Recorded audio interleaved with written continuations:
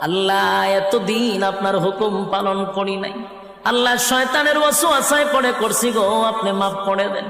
চোখের পানিগুলো ছেড়ে দিয়া যদি আল্লাহর দরবারে আপনি দরখাস্ত করেন, আমার আল্লাহ বলেন বান্দারে যৌবনকালে যদি একবার ডাক দেস, আমি 70 বার বান্দা তোর ডাকে জবাব দিই।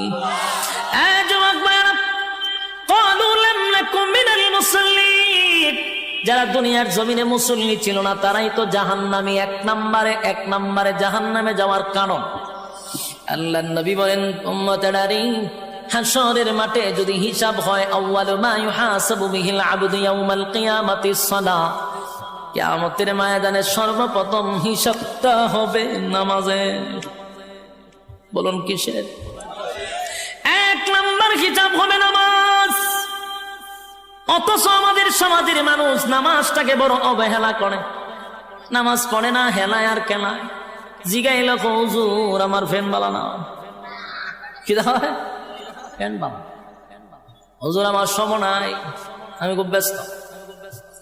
আল্লাহ বলবে বান্দারে সময়ের মালিক তো আমি, রাইতে দিনে 24 ঘন্টা সময় তো আমি দিছি, আমার দেওয়া সময় কেন আমারে দিলি না? মন গড়া জিন্দিগি কেন চালাইলি? আমার দেওয়া সময় কেন আমারে দিলি না? ইমাম সাহেব মাদ্রাসার মুহতামিম যদি বলে আসেন না নামাজে যাই, উত্তর দেয় হুজুর সময় নাই।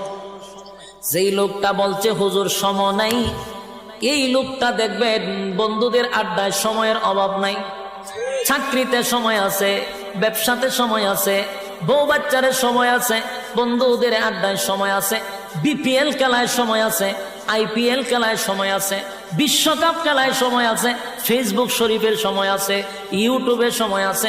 সময় নাই শুধু আল্লাহর বেলা। আল্লাহ বলে বাংলা শুন, আমার দেওয়া সময় আমার দিলি না,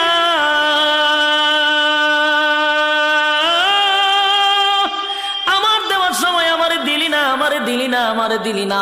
1 নম্বর কারণ হবে জাহান্নাম। ক্বালু লাম নাকু মিনাল মুসাল্লিন, জাহান্নামীরা চিৎকার দিয়া বলবে ও জান্নাতীরা, জাহান্নামে আসার 1 নম্বর কারণ হলো ক্বালু লাম নাকু মিনাল মুসাল্লিন, তোমরা মুসল্লি ছিলা, আমরা দুনিয়ার জমিনে মুসল্লি ছিলাম না, তাই তো জাহান্নামে আসছি। জাহান্নামে আসার 1 নম্বর কারণ হলো নামাজ।